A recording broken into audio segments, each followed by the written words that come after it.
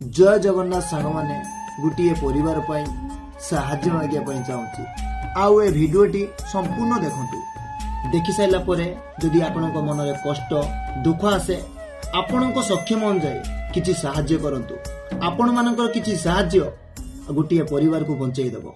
चकापता गाँवर दैतारी पारिक 30 वर्षीय पुओ संतोष पारिक दुर्घटन गुरुतर होई कोमा अवस्था भुवनेश्वर एक घरोई मेडिकल रे आईसीयू रे भर्ती होई जीवन सहित संग्राम करुचंती।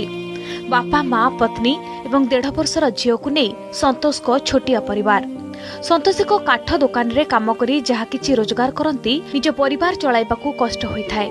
तांको बापा रोगरे पड़ी एबे शय्याशायी होइथिबा बेले माँ मानसिक विकारग्रस्त रोगी।